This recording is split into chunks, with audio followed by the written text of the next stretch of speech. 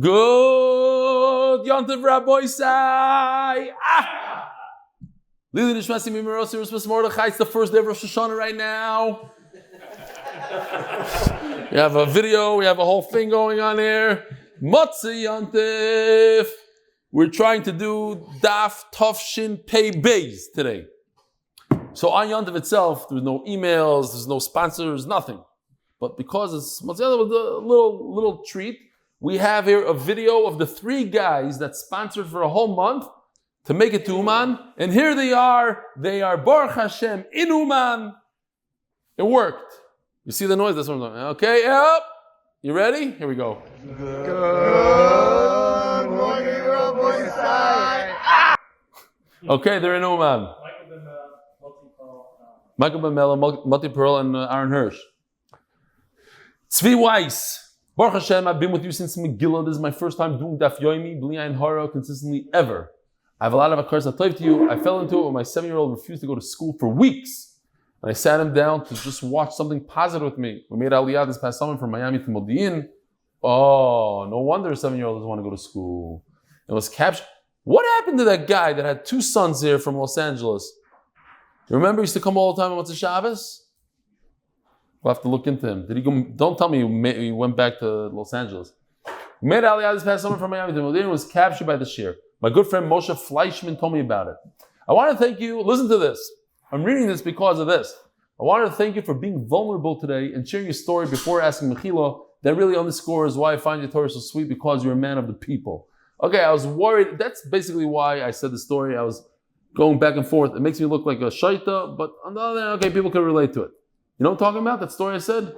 When I threw the water, the water truck? You didn't hear that myself. Okay, Erev Yom Tov, Ayin Sham. Yeah. If you didn't hear the story there. Also, I want to tell you that in my humble opinion, let me think that good morning Rabbi say, it's silly. I think it makes such a difference to frame the shir as something enjoyable. It makes such a difference in how it's positioned, and I really do enjoy it tremendously. Want to wish you all the brachas, health, wealth, happiness, and success in everything you do, and I should be able to continue learning with you. Amen. All the best. Shana Tova, Tzvi Weiss.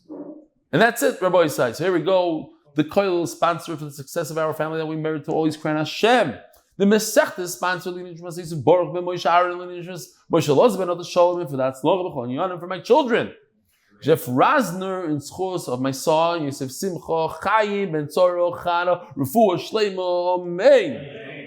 The rest of the Mesechta, Ofishel Mitzva Motivators, by zchus, Refuah Sheleima, of Avraham Menashe, Ben Chana, Brocha, Refuah Sheleima. If you're not watching Daf Pei Gimel, you're only watching this, he just wrote me right before I came here. He wrote me that he Pashat cried like crazy during the Sameh Toikef.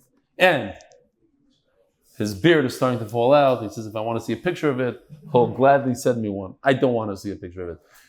The Paras HaChodesh, Lili Nishmas, Zechari Ben Moshe.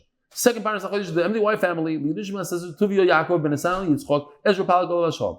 Third Paras HaChodesh, by the Lock and Lebovic families, Lakewood NJ, because Torah is the best segula Rabboisai. You want a segula to live arichas yomim, not to be sick. You don't need to wear those red bracelets. You don't need, it says the Lock family. Torah is the best segula. Better than going to Kvarim, better than going to Rabbanim, better than everything. Torah. I'm telling you, he's 100% right. Paras HaChodesh number 4. Refuah Shlaima Yecheskel Ben Leah. Paras HaChodesh number 5. As a zchus, that Hashem should watch over me and ensure that I'm completely healthy at Mei V'Esrim. By Paras HaYoim, Yaakov Siegal and Family, LZ'N Tsvi Aryeh ben Eliyahu, on his first yard side of the Shama should have an aliyah. The second Paras day, Moshe Zaret. Was he here yesterday? Ooh, that's embarrassing. Because I said I don't want to do any sponsors on Rosh Hashanah. Well, it's more embarrassing. He put it in for last week, but got the date wrong. We're feeling a lot of people, they don't check the date when they get their set. Oh. Moshe Zaret, but it's okay, so we're doing it tonight instead of on Rosh Hashanah itself. Refuah Shleima for all the MDY Mishpacha Chaim. Refuah Shleima for all the MDY Mishpacha Chaim. Shalom Shefa, Lili Nishama, my father, Meruvain Ben Binyamin Leib, first day of Rosh Hashanah. Rabbi Yisai, here we go.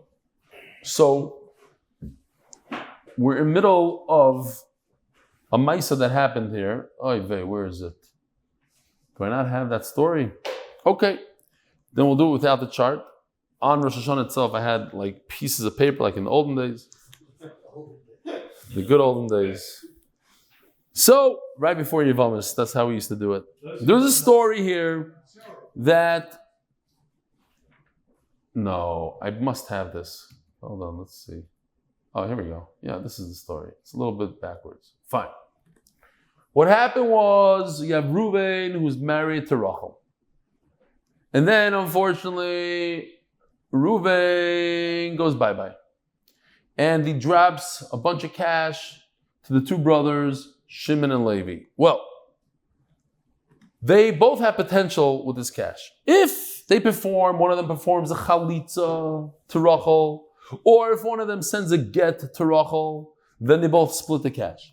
But if one of them is miyabim Rachel, then the one who's miyabim Rachel gets all of the cash.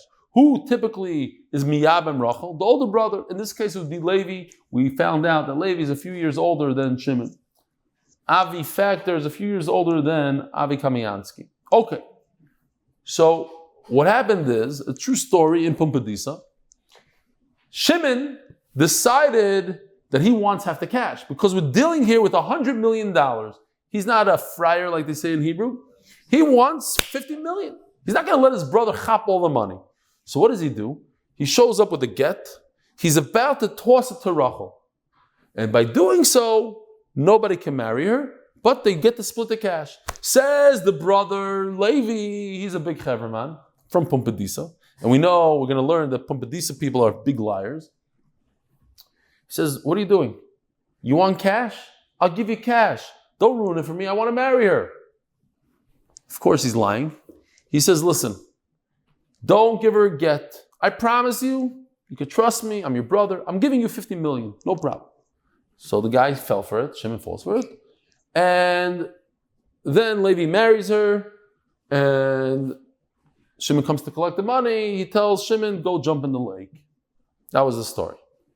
Says Rav Yosef that he's right. He can tell him jump in the lake because Levi has no right to give anything to Shimon. You got to hold cup over here. We're going through a whole sugya that we did right before Rosh Hashanah. Levi has no right. Why? It's not his yet. He didn't marry her. How could he give his brother something that's not his?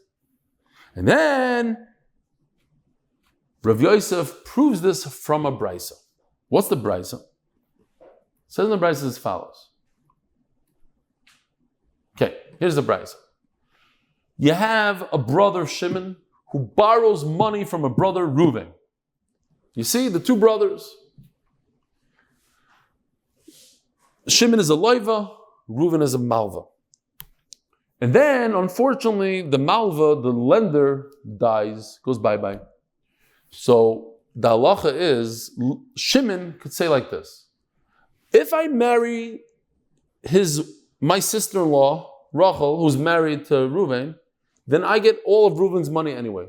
So why should I take my money that I owe my brother and give it, put it on the side or whatever? It's like putting in one pocket, taking it out of the other pocket. All of Reuven's money is going to be mine anyway. So I don't have to do anything with it. No, says the Brisa, no. You have to buy a field with it and put it on the side so that it could be a guarantee to Rachel's ksuva that her late husband, Reuven, owes her. So what do you see from here? Unbelievable thing. You see from here that even money that's in Shimon's pocket, where's the money that he borrowed from his brother? In his pocket. That money that's in his pocket, he has to take out of his pocket and buy real estate with it to guarantee her ksuba. Says the Gemara, certainly, if it's not in his pocket, Shimon can't do anything with it and he can't give it to his brother. You hear the chap here? If it's in his pocket, we take it out of his pocket and make him buy real estate to guarantee the ksuba that the late brother owes her. So certainly, if it's not in his pocket, it's the estate of the dead man of Reuven. Shimon has no right to it. We'll take it away from him if he tries to touch it. On that, the Gemara says it's a faulty brisa. Don't trust that brisa. That's what we're holding. So the Gemara says, 5 lines from the bottom of Pei Aleph Amud Beis. 5 lines from the bottom. Pei Aleph Amud Beis. You got it? It's a faulty brisa. My timer. Now the Gemara goes through why. What happened there? Check this out. Here in this chart. There's a loiv and a malva. What's a loiva? He borrowed what? Cash. What's cash? Metaltalin. Movable objects. How can a movable object be a guarantee to Rachel's ksuba? Movable objects are not a guarantee. The only thing that's a guarantee to ksuba is real estate. So you see it's faulty. I'll tell you now, Dilma Rebbe Meiri, so I'm going to be doichak, one tchak here. Okay, tchak number 1. Remember, because this is one tchak. Soon we're going to add another tchak, and the Gemara doesn't like that. 2 tchaks are no good. What's the tchak? I'm pushing this brisa to say it holds like Remeir. Only Remeir holds that movable objects like cash could be a guarantee to ksuba. Okay, so then why is the brisa faulty? Who in the world are you? Why are you coming? Shimon, I owe money to my late brother. Who are you, Miss Rachel? Go to my brother's estate. What do you want from me? Because I owe money to my brother? That's why I should give it to you and I should buy real estate for you? Who are you? I don't know you. Daf Pei Beis Amud Aleph on the top. Tov Shin Pei Beis, unbelievable. The first day of Rosh Chana is the year that it's going out. Pei Beis. Dilma Rebbe Nosson, no. She has a very good taina. She comes to him for a very strong reason. The Sayyid Rebbe Nosson Omer.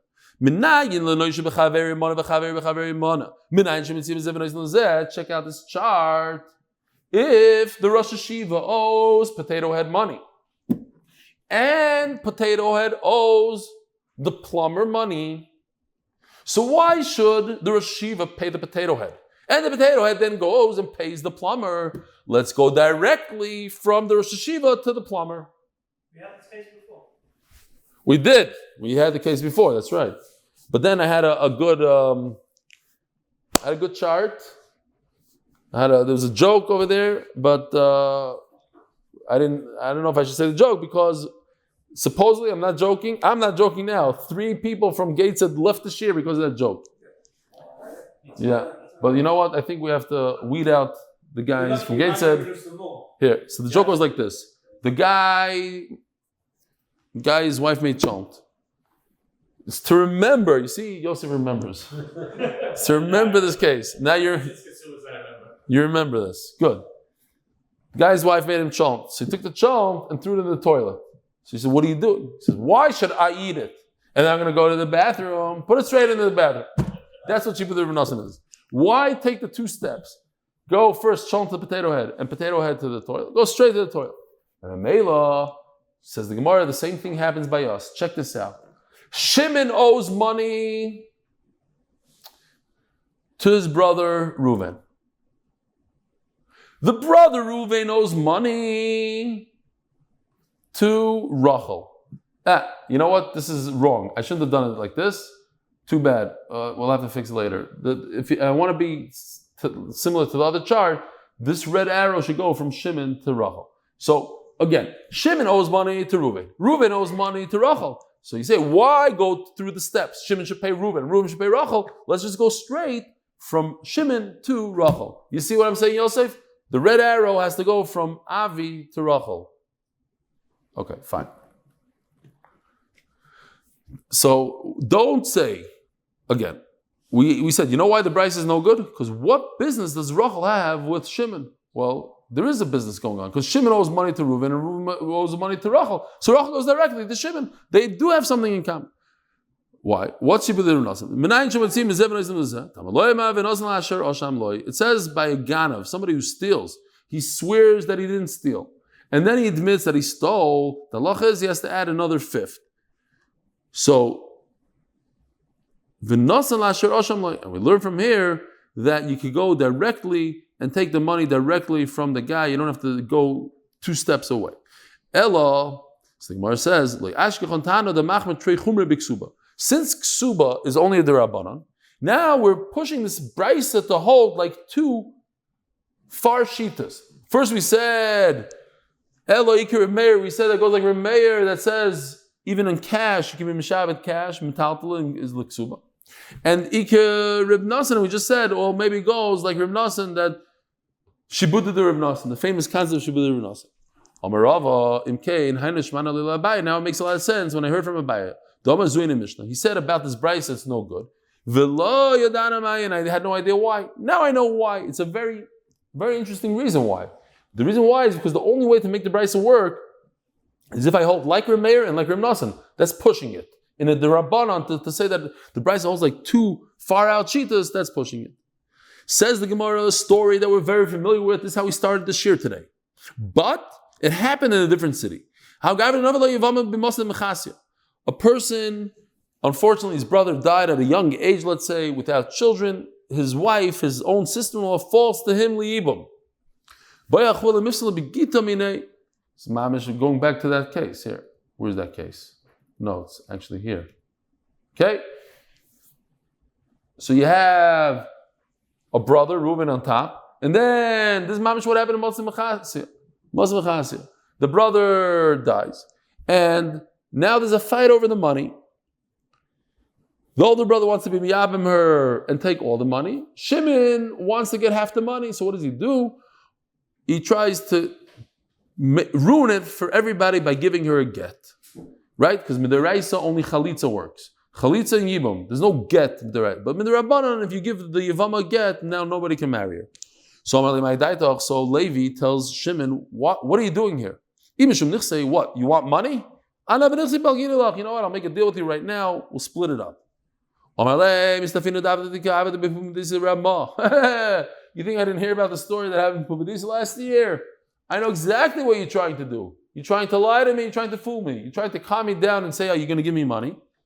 And then as soon as you marry her, you're going to say, fag, jump in the lake. I already know the trick. Mamish like the Yitzhahara. The Yitzhahara does the same thing. We fall for it once, then it comes again a few weeks later and pulls off the same shtick again. But we fall for it. No, I'm not going to do like Impum B'disa. I'm going to be mizakeh to you right now. Your chelik you're going to get right now. That doesn't work. Why? Even though Rabbi Yochanan says,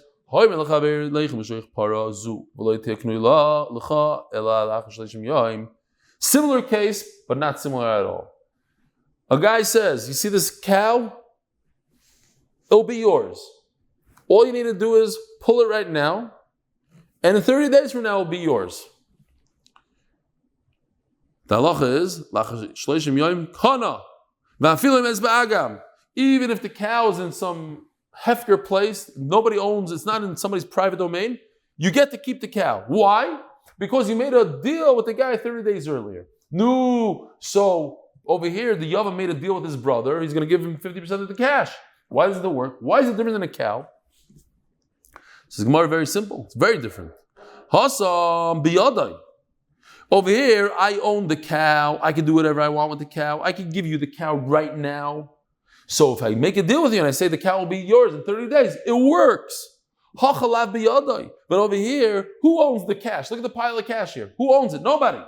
Nobody has the zchus on the cash. Until you miyabim her, it's not yours. All we have here is zika. We have a bond, but it's not. It doesn't make the cash yours. Says Gemara, now we have a side problem. Nothing to do with our sugi really, but another thing. It says, Ravin says, in the name of Rabbi Yochanan, because this was also Rabbi Yochanan. We have it in the name of Rabbi Yochanan, like honey. If I let you pull the cow today, and I tell you it'll be yours in 30 days from now, it's not your cow. So why are you telling me it is your cow? Like Hashim. There's two separate stories. When I tell you it's your cow starting from now, retroactively from now, then it works. If I don't stick in the word mi'achshav, then you're right, it doesn't work. But regardless, it has nothing to do with our sugi of yibum, where the yavam is looking at a pile of cash, but it's not his cash yet until he marries her, so he has no right to give it to his brother mi'achshav and not ma'achshav. It's not his right today. So they asked the question from Mula again. Let's go back to that story. To me, even though it's not so gishmak, it's not so appropriate, but we started with it and we're going to go with it. You have Bill Gates, okay? Pretend he's Jewish. Pretend he's a Yavam, not a Yavam. He has $103 billion. It's just funny to me, the story. He has $103 billion.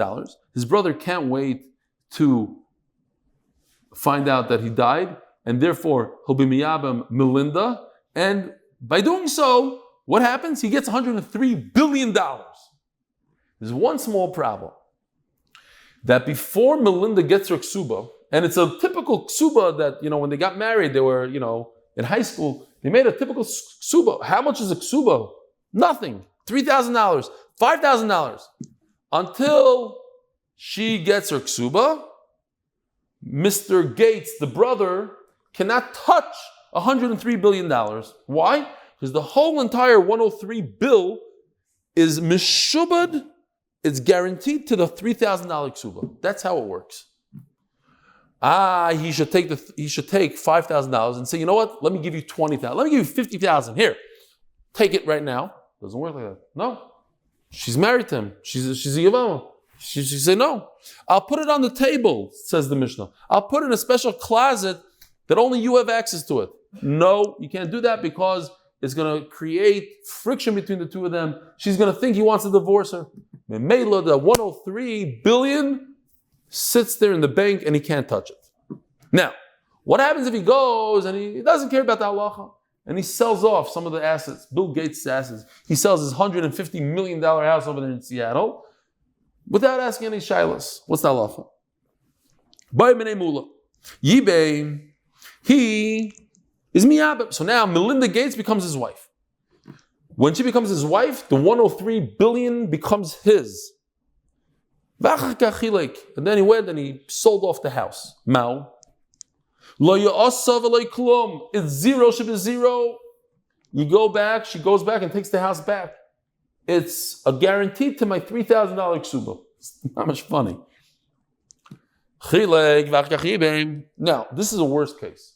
This case, he wasn't miyabim her yet. She's not his wife yet. So he really doesn't even have the 103 bill. And he went and he sold the house. No, of course it's nothing, right? Yeah, it's nothing. He was only miyabim after he got rid of some of the assets. Asked Rav Sheshes, I don't understand. Once I said the first halacha, that even if he's married to Melinda, he cannot sell anything. Certainly if he didn't marry Melinda, of course he can't sell off the assets. It's not his yet. Says the Gemara, you're right. If I said the first case, I don't need to say the second case. But Shnei Maisim Havu, he wasn't saying halachas. He didn't say a tremendous chiddush and then a less chiddush. It was two questions that came to the Bezdin. It was actually two stories that happened. There's two Gates. There's Warren Buffett's wife that came, and there's Bill Gates' wife that came. And they both came with different questions. One asked the question, the Yavam was miyabim me, and the other one asked the question, the Yavam wasn't miyabim, what's the halacha? And Ula Paskin. So we're just saying over two stories that happened. Says Gemara Gazer Rav and Rish Lakish, Bein Yibim Vakachilek, Bein Chilik Vakachibim. Okay, this is our sugya. It doesn't matter when the brother went and sold the nechasim. Nothing happened. You should know nothing happened.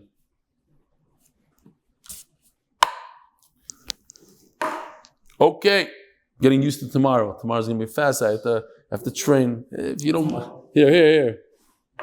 Whatever, doesn't matter. You can give me a new cup. Shkoyach. It says in the Mishnah, the Chum say that fruit that's attached to a tree, it's his. The Yavam gets to keep the fruit. This, Boys, I need a lot of help with. Although the Tosas Yom Tov tries to help me out here, says Gemara Amai, why are the fruits that are attached to the tree the Yavams? We just said everything. All the houses, all of Bill Gates' assets, everything is sitting there as a guarantee, as, what's the word? Not a guarantee, there's a better word. As a lien. It's a lien to the ksuba. Oh, he was asking me prenups. Right. No. Whatever. Okay, so the Gemara says, how could it be his? Says the Gemara, Omer Shlokish Tini Shalah. Over here, the Gemara makes a 180. It's rear. Have a quick drink, No, Ishkoya. What's in there? Ishkoya. It's also cool. Tamar, I'm not going to have this. It's so gishmak. Okay.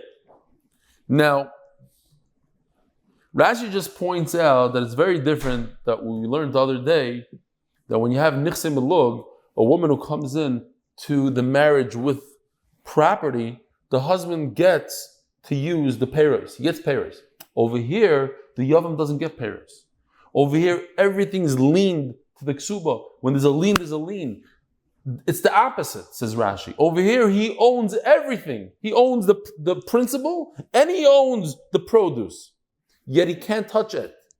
You hear what's going on here? The yavam cannot touch the produce, can't touch the property. It's all locked, but it's all his. Whereas what we learned the other day, she owns the principal, he gets the produce, and he could use the produce. That's enough community because there's no lien, and over here there's a lien. Okay. Says the Gemara, the Mishnah says that anytime a yavam, we learned this in Yavamas extensively, anytime a yavam marries the yavama, he does yibum, she becomes a full-fledged wife. What does that mean? That he doesn't do chalitza. Once he marries her, there's no chalitza, he gives her a get. Not only does he give her a get, but just like a regular wife, he could take her back. So, to point out, and here's a shaila. On Rosh Hashanah, I slipped, but since I slipped, it will slip again. It's a repeat of the shir. I said I highly recommend that everybody should be machzik grushasa. It's a mitzvah in the Torah. Try it out. It works beautiful. Divorce your wife, and the next day ask her if she wants to remarry you. Fine. Nobody thought it was funny. Actually, people said that if you do that, then try to daven here in the minyan, because then you're a chassan, and there won't be tachlin for like a month straight. Everybody, so we'll just every day somebody else will get divorced and tell us how it went. Some wives, you'll be surprised, won't go back with you. So okay, so be careful. So, however, just to point out an interesting halacha, if you do get divorced from your wife, chas v'shalom, and you remarry her, there is no shana rishayna on that marriage. Okay, there's no hilchas shana rishayna. There's also no after the. How do you know? I don't know. Who said? Sorry. Let's go right there. We gotta. I know that you think it's only us 5 here, but there will be Be'ez Hashem thousands of people listening to this year. So there's no Sheva brachas. There's one bracha, one day. That we learned. That's a different thing. Okay. Says Gemara, of course you have to use a get. It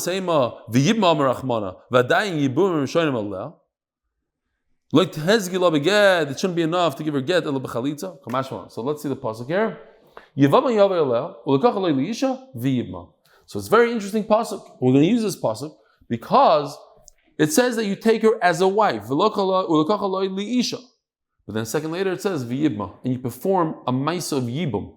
So it's almost like to say that she's not a real wife, she's still a yavama. And what do you do for yavama? Do chalitza. So I would think that a get doesn't work for her. Kamash malan that it does work. Kamash malan that a get is enough. Says the Gemara, Machzir Pshita. Of course you could take the Yavama back. She's not a Yavama anymore. She's a regular wife. So why shouldn't you be able to marry her? We just turned to Daf Pei Beis Amud Beis, sponsored in honor of my uncle Rabbi Chana Pressman, and as a zchus for year filled with mazel bracha, hatzlacha, simchas, and parnas v'revach. Yosef, you got to be careful with these lashonos. Be a little starker. As a zchus to continue being able to support, it's only us here, we're just schmoozing. As a zchus to continue being able to support Torah and to finish us with Reb Eli. Shkoyach. Okay. So now the question is, why would I think for a second that you can't take her back? So the Gemara says very simple, and it makes a lot of sense. Mao the same mitzvah the Rama Rachmana Alei Avda. The Torah said you have the ability, even though she's your sister-in-law, even though she's an erva, like all Shalom Aleichem guys on Zoom. Wow, it's amazing. How many guys are on Zoom now? Not too many. It's like 30. How many? 32. For the second year. Shalom Aleichem. A good year, Rabbi say. Somebody was upset that in the middle shir, the Zoom went on the screen. I don't know why they're upset. To me, it gives chizuk that there's people, there's live people, there's other people. They're part of the shir. I always ask that they should. We used to have a screen just for the Zoom people. Okay. Back in the day when I used to give shir at home during COVID, when we couldn't do the shir, it was just Zoom. It was just a whole giant screen of Zoom. It gave a lot of chizuk. They still give me chizuk, the Zoom guys. Okay.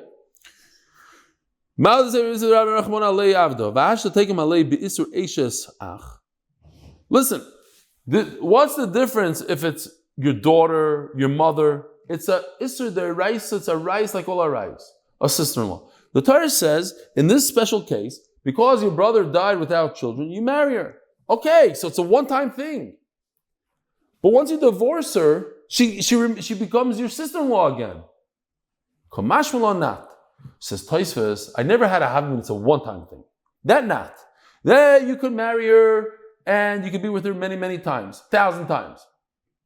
But once you divorce her, maybe then you go back to the original status of being a sister-in-law and a brother-in-law, and you shouldn't be able to marry her. Kamash Malon, that's the big chiddush, that once you get married to her, she's like a regular wife and you can take her back. But who said that you can take her back? On that, you see the chart over here.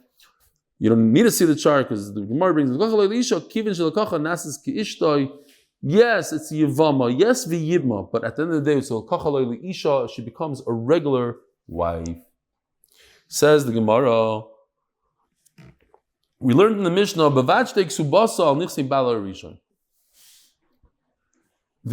ksuba of this wife, of this Yivama, is from the state of her late husband. It's not from the second guy. It's not from the Yavam that takes over. My timer. What's the reason? Hashem said, here's your wife. He had no choice. He didn't go on a shidduch date. It wasn't red. It was nothing. He was forced to marry her. So he's forced to marry her. Why should he have to pay from his pocket $5,000? V'lesla mirishon. But if the first guy didn't leave a dime, Islam Mishani, then the second guy comes in and he takes over. Why? So that the whole reason of a ksuba is that the wife should feel comfortable in the marriage, that not any second she's going to burn the food. Like the Mishnah, where's that Mishnah? Gittin, I think.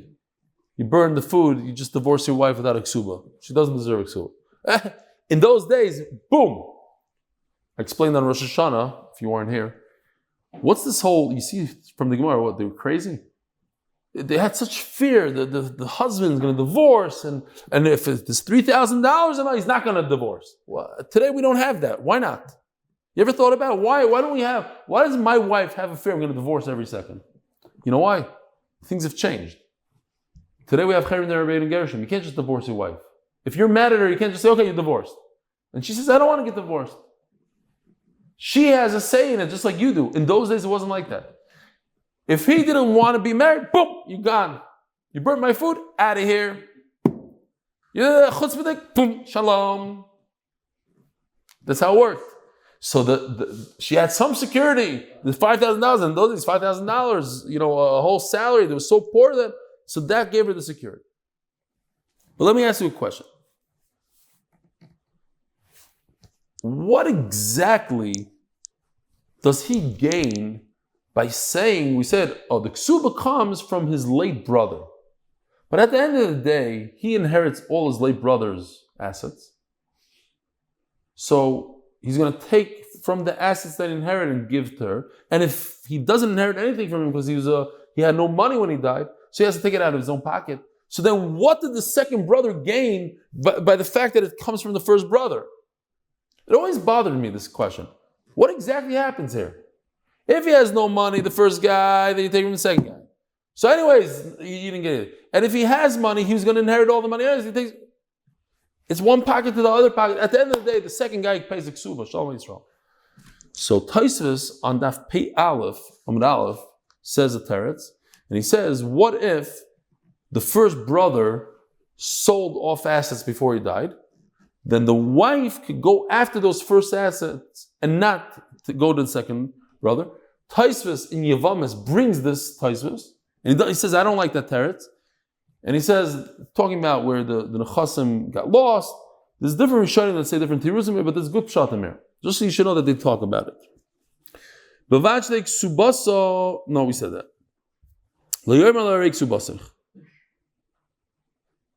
So we learned in the Mishnah, again, we have the case of Bill Gates, dies, $103 billion. So the brother who inherits all the money, Bill Gates' money, when he's miyabim the Yavama, he cannot take her ksuba or $5,000, put it on the table and say, okay, here, this money on the side is yours. And the same thing says the Gemara. And why? That creates Ava. Remember the Lashon and Rashi. It creates hatred forever, says Rashi. If she knows that you want to divorce her, she'll never talk to you. Same thing says the Mishnah, don't do it to your own wife, forget about a Yavama, don't do it to a regular wife, don't put money on the side and say, this is for your ksuba. Says Gemara, what's the big chiddush in a wife? By Yavama, you don't write in the ksuba that I have a lien on all the properties that I bought beforehand and all the properties I'm going to buy. So therefore, I can understand that there's a problem there. There's some eva. Hatzlacha by a regular wife, the cause of law, he writes in her ksuba, the kanoyu, the kanina, I am meshubah to you. I have a lien on everything I own and everything I will own in the future. So there's no hatred there. She doesn't care. So you put money on the side over here. Okay, fine. But she's secure. Kamash Malon, even a regular wife will be upset. Gersha ein lo ksubasa. Says the Mishnah that if you divorce her, she can't come after you for anything, only her ksuba. And I'm medayik from that, girsha in la girsha loy. In other words, you can't, going back to Bill Gates, you cannot touch the $103 billion as long as you're married to her. When could you touch it? When does the lock become unlocked? When you divorce her. Says Gemara, Kamash loy girsha loy, Kamash won't give the Rabba. Rabbi Abba had an eitzah. You know what? You want, if you want to access the $103 billion, there's only one way to do it. Well, if you're a kohen, you make a nice meal, try to convince her. But if convincing doesn't work, you divorce her. And then you remarry her back. Once you're a billionaire, she might want to marry you. But that's the only eitzah. Divorce and take her back. So you see Rabbi in the Mishnah. If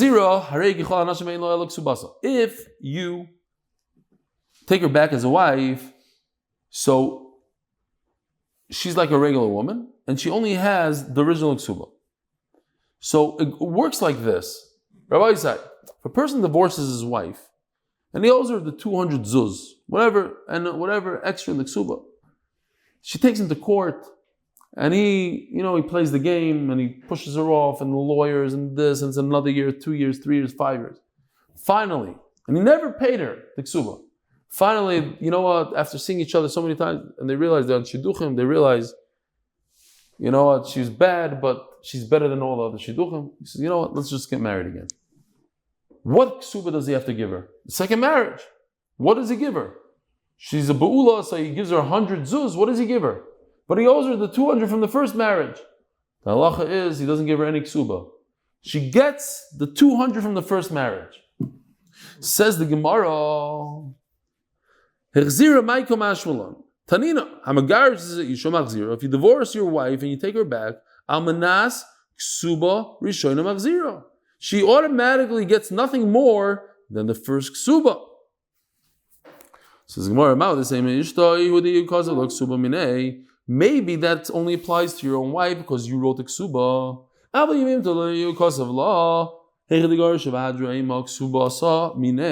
when it comes to Yavama, he never wrote her a ksuba. So who wrote her the ksuba? The original husband, her late husband. So now that he divorced her and he takes her back, what ksuba is there? He never wrote her a ksuba. The only ksuba she had was from the original guy. So maybe We'll say, no, maybe he has to write her a new ksuba. Kamash malon, no, she gets, even when he takes her back, the second guy takes her back, her ksuba is from her first husband, whatever he wrote her. Omer Rav Yehuda. Yeah, this is normal. Hold on. In the beginning, they used to write to psula 200. Without mana. So there's 200 and 100. That's normal. Just what? What's the chiddush in this Gemara? That there's no shibud. Okay? There's no lien. Well, the problem is when there's no lien, women didn't want to marry them. You're not gonna guarantee my ksuba? I don't want to marry you. So nobody got married. So he fixed it. He said there is a lien, don't worry about it, you can marry these men, you're gonna have a ksuba. We learned this, and we also learned the same exact thing, word for word. And women refused to get married because they didn't have a good guarantee on their ksuba. So they came up with an eitzah. Here's the money in a pile of cash. Here's your $3,000, your $5,000, and they gave it and they put it in her father's house. It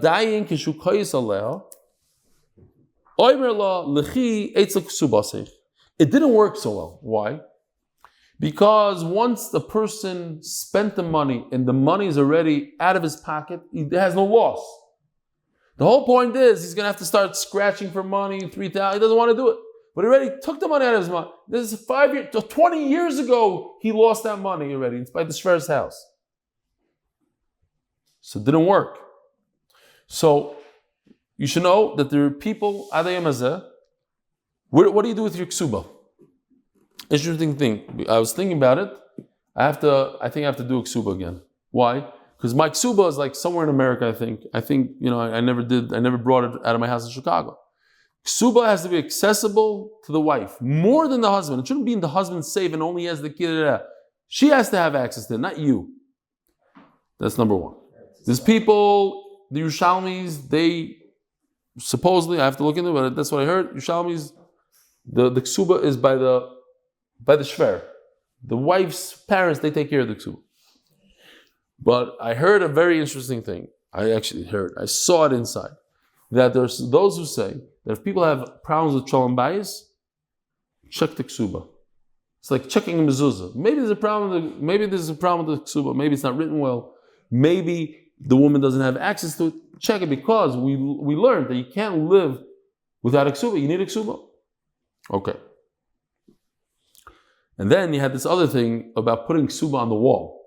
People like, it's a piece of art, you hang it. It's not appropriate because it's a ksuba, it's saying that if you get divorced, you die, it's not the right thing to put on the wall. That's what they say. Okay.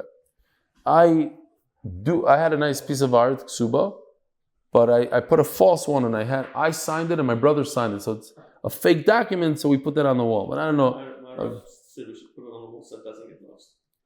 Put it on the wall. So she has access to it.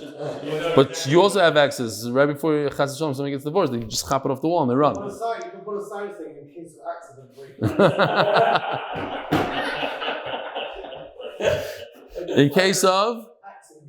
In case of accident, break glass. Yes. Okay, we said this already.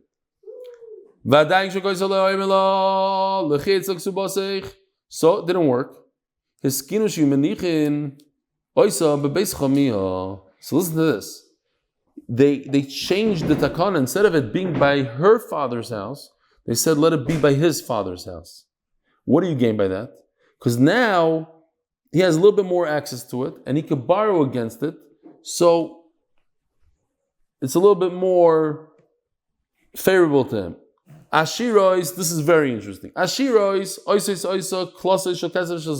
they'll make baskets made out of gold because they got such a heavy ksuba, they were able to make golden vessels out of it. Aniyos, I love this one. They made a toilet bowl out of it. It's hard to understand, but that's the Girsan Rashi, Lememi Reglaim. Taisvus ignores that, he has a different Girsa, Ovet Shal Nechoshas Garsina. Okay, fine. But still, nevertheless, he still gets upset at her. So then he says, he gets mad at her. He says, go. It's already on the side. That's why he came and made the Chana. It doesn't help putting by the father's house. It doesn't help putting it by your own father's house. Just say that everything you own, all real estate and everything, has a lien towards your ksuba. And with that, we finish the perek. Hadran hatzlacha isha, hatzlacha isha, hatzlacha isha. Everybody should have a wonderful year.